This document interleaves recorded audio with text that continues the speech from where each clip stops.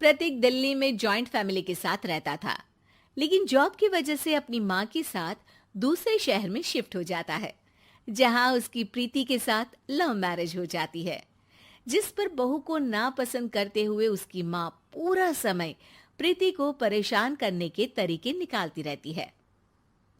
प्रीति, कहाँ हो? सुबह का नाश्ता दोपहर में खिलाओगी क्या? इसमें प्रीति और प्रतीक ऑफिस जाने के लिए तैयार हुए कमरे से बाहर आते हैं, जिसे देख सास प्रीति पर भड़कने लगती है। महारानी, तुम सुबह सुबह तैयार होकर घर का सारा काम छोड़कर कहाँ चल दी? जी वो ऑफिस। हैं? तुम ऑफिस से जाओगी तो घर में जो सफाई, नाश्ता, खाने का काम है वो क्या मैं करूंगी? माँ, मैंने उससे वादा किया था कि वो जॉब कंटिन्यू कर सकती है। अरे वाह जी वाह, दोनों आपस में सलाह कर फैसले ले लिए। मैं क्या यहाँ बेवकूफ बैठी हूँ? मुझसे पूछना किसी ने जरूरी नहीं समझा? मम्मी, आप फिक्र ना करें, मैं आज ही रेजिग्नेशन दे दूंगी। प्रीति ऑफिस के लिए चली जाती है और अगले दिन से जॉब छोड़ घर के कामों में लग जाती है, लेकिन साथ ही उदास भी रहने लगती है, जिसे देख प्रतीक को अच्छा नहीं लगता। मुझे पता है तुम्हें अपनी जॉब कितनी पसंद थी। आई एम सॉरी प्रीति। अरे कुछ नहीं होता, बस मम्मी खुश रहनी चाहिए। अब प्रीति अपनी सास को खुश करने और उनका दिल जीतने की जी तोड़ कोशिश करती रहती है, पर सास कभी उससे सीधे मुंह बात तक नहीं करती। इसी तरह दिन बीतने लगते हैं। एक शाम प्रतीक ऑफिस से परेशान घर वापस आता है। माँ, चाची का फोन आया था। दादी की तबीयत बहुत खराब है, हमें दिल्ली जाना होगा। पति की बात सुन प्रीति तो पैकिंग शुरू भी कर देती है, पर माँ वहीं बूत बनी खड़ी रह जाती है। लगता है मम्मी अपनी सास से बहुत प्यार करती हैं, तभी उनके बीमार होने की खबर सुन शॉक में आ गई। ये प्यार नहीं, परेशानी है।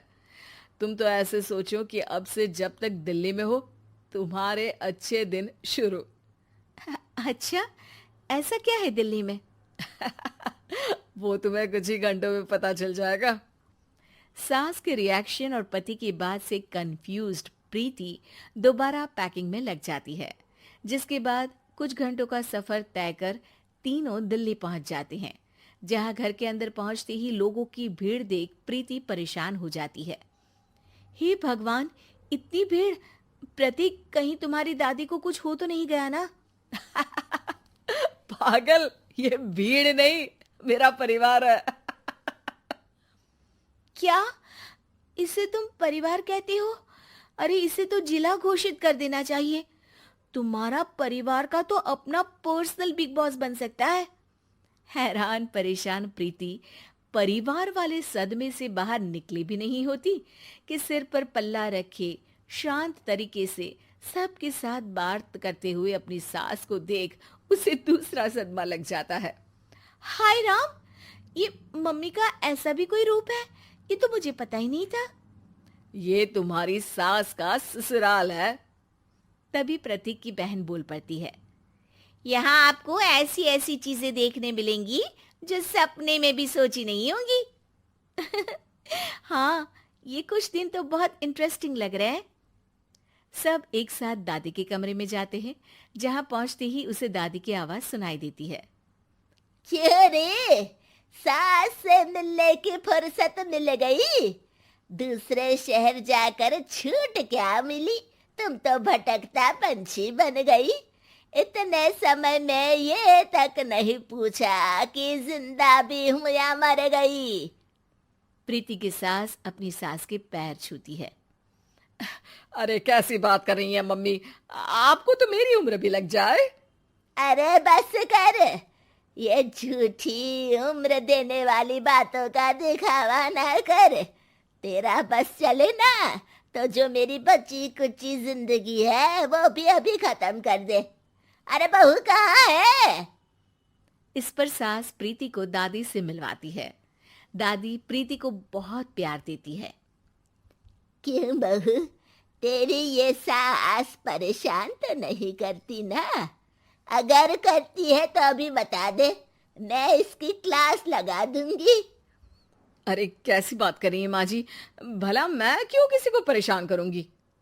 प्रीति अपनी सास का ये रूप एंजॉय कर ही रही होती है कि तभी चाची वहां आकर प्रीति को अपने साथ ले जाती है।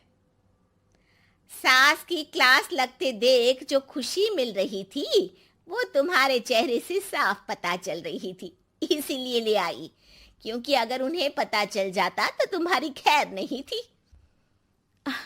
थैंक यू चाची जी। चाची और प्रीति घर में झूले पर बैठी बात कर ही रही होती है कि उसकी सास भी वहां आ जाती है।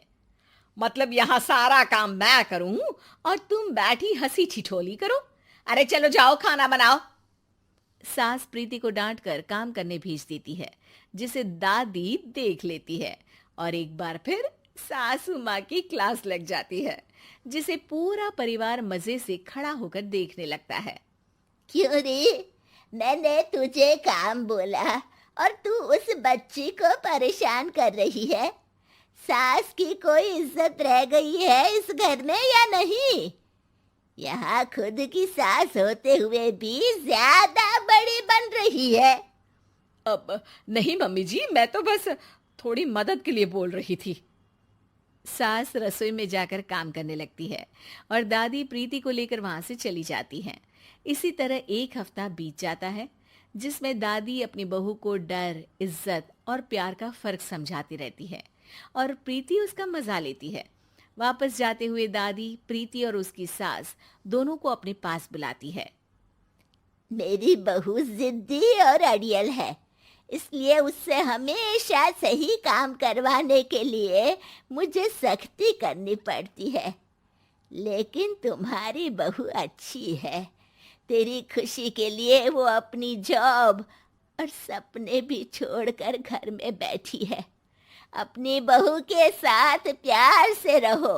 और प्रीति, अगर अभी भी तुम्हारी सास परेशान करे ना, तो फिर तुम्हें पता चल ही गया है कि शिकायत कहाँ करनी है। जी, अपनी सास की ससुराल में उनकी सासू माँ के पास।